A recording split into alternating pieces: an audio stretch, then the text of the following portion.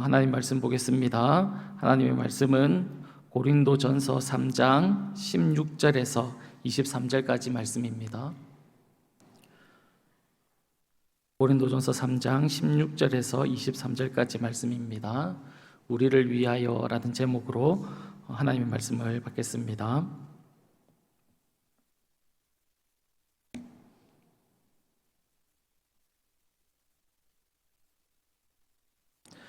고린도전서 3장 16절에서 23절까지 말씀입니다.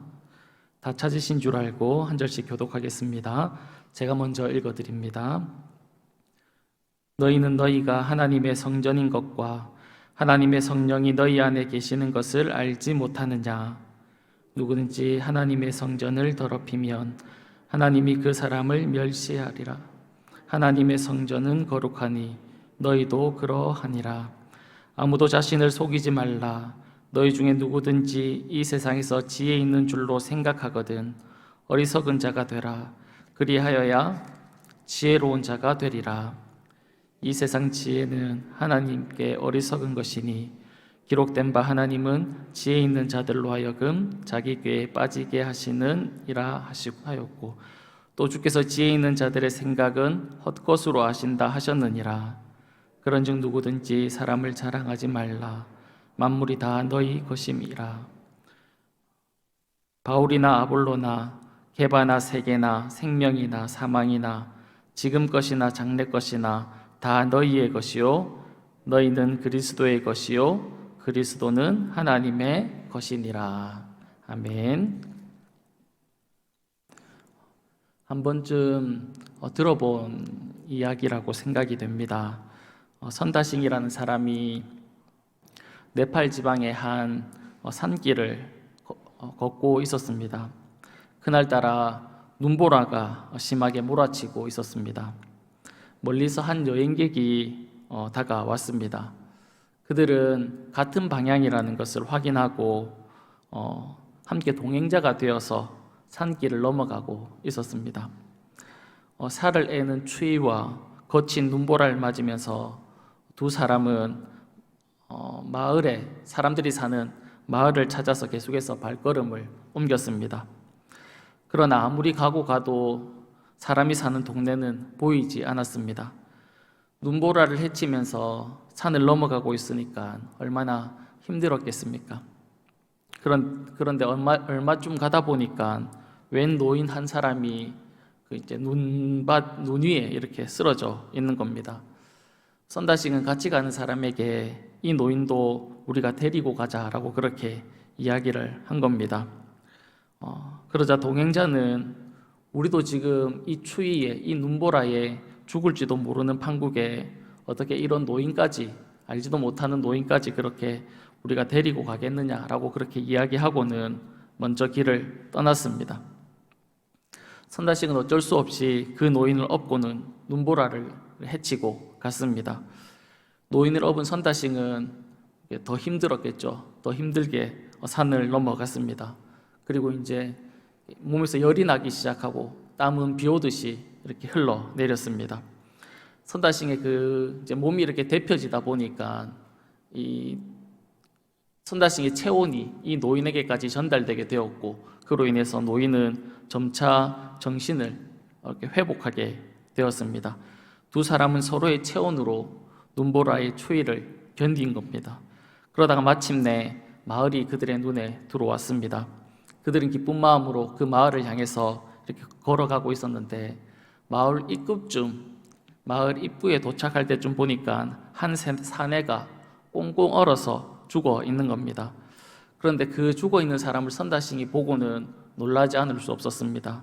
왜냐하면 이제 얼어서 죽어 있던 사람은 바로 자기 혼자 살겠다라고 먼저 갔던 그 동행자였기 때문에 그렇습니다. 이 이야기가 우리에게 무엇을 이야기하고 싶은 것일까요? 그것은 아마도 사람은 혼자 살아가는 것이 아니다라는 것을 우리에게 이야기하고 있는 게 아닐까 생각해 봅니다. 사람은 혼자 살아가는 것이 아니라 함께 어울려서 살아가는 존재이지요. 그래서 하나님은 아담을 만들고 난 이후에 그 그의 갈빗대를 취해서 하와를 만든 것 아니겠습니까? 함께 어울려서 교제하면서 살아가라는 의미가 그 속에 담겨 있을 것입니다. 신앙생활도 마찬가지입니다. 혼자 독불장군처럼 그렇게 하는 것이 신앙생활이 아니라는 것이죠. 신앙생활은 함께 한다라는 겁니다. 오늘 본문이 우리에게 이것을 보여주고 있습니다. 고린도 교회는 여러 가지 문제가 있었지만 그 중에서 나누어지고 교회가 이제 나누어지고 분쟁하는 문제가 고린도 교회에 있었습니다. 그 문제를 놓고 사도 바울은 고린도전서 1장부터 4장까지 계속해서 그 이야기를 다루고 있습니다. 그러니까 오늘 우리가 읽었던 본문도 그 이야기에 속한다라는 것입니다. 고린도 교회 가운데 나누어져 있고 분쟁하는 그런 문제를 어떻게 해결해야 되는지, 너희들이 왜 그렇게 하면 안 되는지에 대해서 설명하고 있다라는 겁니다. 그런데 그것을 설명하면서 사도 바울은 오늘 성전이라는 개념을 가지고 왔다는 겁니다.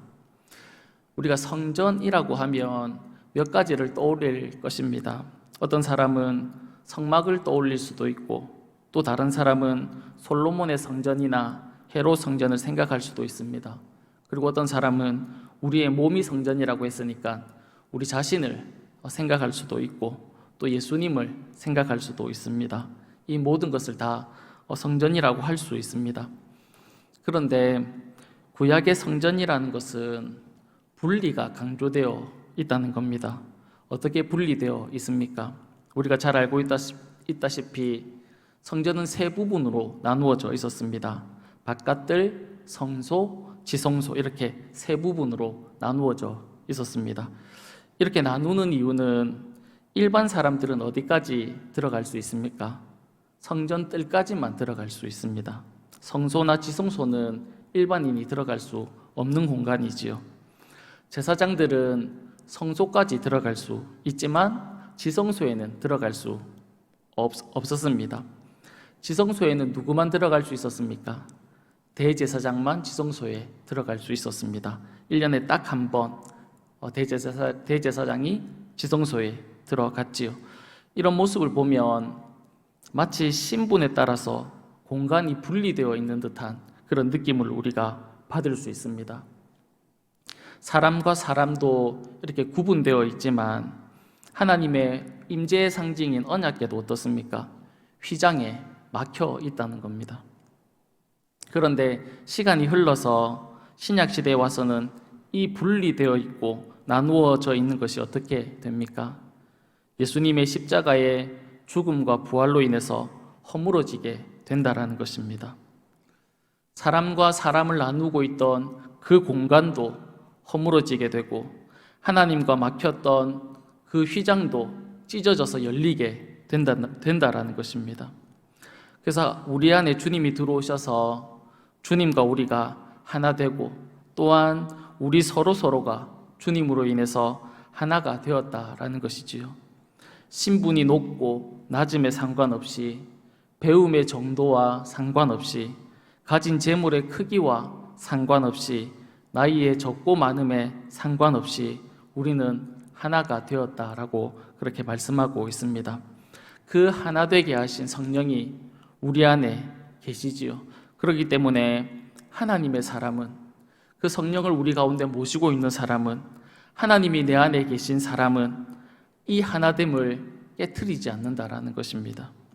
그 말을 17절 하반절에서는 이렇게 표현하고 있습니다. 하나님의 성전은 거룩하니 너희도 그러하니라, 그렇게 표현하고 있습니다.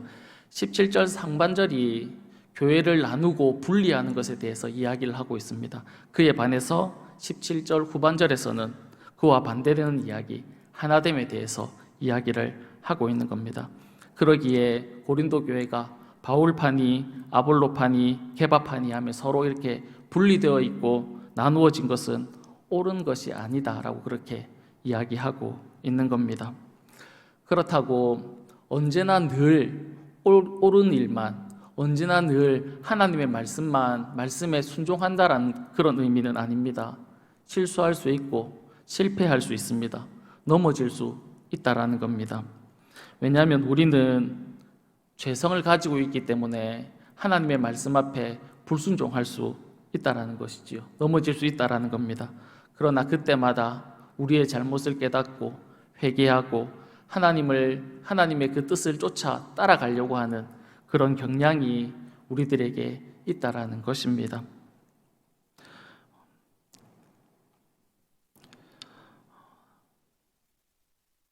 또한 뒤에서 계속해서 말씀하는 이야기는 바울과 아볼로와 게바와 같은 사람은 하나님이 너희를 위해서 보낸 사람이다라는 것도 같이 이야기를 합니다. 그것을 22절에서는 이렇게 표현합니다. 바울이나 아볼로나 게바나 세계나 생명이나 사망이나 지금 것이나 장래 것이나 다 너희 것이다, 그렇게 이야기하고 있습니다. 바울과 아볼로, 게바뿐만 아니라 이 모든 것을 다 너희들에게 줬다라는 것입니다. 하나님의 백성에게 이 세상의 모든 것을 다 주셨다, 그렇게 이야기합니다. 바울과 아볼로, 게바 같은 사람은 고린도 교회 성도들을 하나님의 말씀으로 가르치기 위해서, 복음을 가르치기 위해서 너희들에게 주었다라고 그렇게 말씀하고 있고, 세계, 생명, 사망, 지금 것이나 장래 것이나 다 이것도 다 너희들을 위해서 하나님이 주셨다, 그렇게 말씀하고 있습니다. 그러니까 이것이 무엇을 말씀하냐면 이 세상의 모든 것들이 다 너희를 위해서 존재한다는 것이죠. 바울과 아볼로와 게바뿐만 아니라 이 세상의 모든 것이 다 하나님의 백성을 위해서 존재한다, 그렇게 이야기하는 겁니다. 쉬운 말로 이야기하면 이런 이야기입니다. 우리가 이 땅을 살아가면서 좋은 일을 만날 때가 있지요.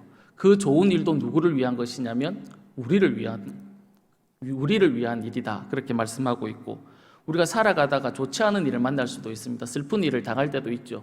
그 일도 누구를 위한 일이냐면 우리를 위한 일이다, 그렇게 말씀하고 있다라는 것입니다. 그래서 때로는 좋은 일로, 때로는 좋지 않은 일을 우리가 당하지만 그 일을 통하여서 우리를 향한 하나님의 뜻을 이루어 가신다라는 것을 이야기하고 있습니다. 사랑하는 여러분, 우리를 위해서 하나님은 오늘도 일하고 있다라는 겁니다. 어떤 일을 만난다 하더라도 그것이 하나님이 우리를 위해서 준비해 놓으신 일이라는 사실인 거죠. 이 사실을 기억하고 오늘 하루도 살아가는 저와 여러분의 삶이 다 될 수 있기를 간절히 바랍니다. 기도하겠습니다. 살아계신 하나님 아버지, 감사합니다. 오늘도 이 새벽에 하나님 아버지 앞에 나와서 예배하게 하시고 또 기도하며 나아갈 수 있도록 허락해 주셔서 주님 참 감사합니다. 하나님 아버지, 하나님께서 우리를 위하여 십자가의 죽으심으로 말미암아 분리되어 있고 나누어진 것들을 하나 되게 하심을 감사합니다. 하나님이 하나 된 것들을 힘써 지키며 살아가는 저희들의 삶이 다 될 수 있도록 주님 도와주시고, 우리가 이 땅을 살아갈 때 당하는 모든 일들이 다 하나님의 뜻 안에 있고 계획 안에 있음을 고백합니다. 우리를 위하여 일하시는 그 하나님의 일이 선한 일이든지 우리가 보기에 좋지 않은 일이라 할지라도 하나님께서 여전히 일하시고 우리를 위하여 일하신다는 것을 기억하며 살아가는 귀한 오늘 하루의 삶이 될 수 있도록 주님 인도하여 주옵소서.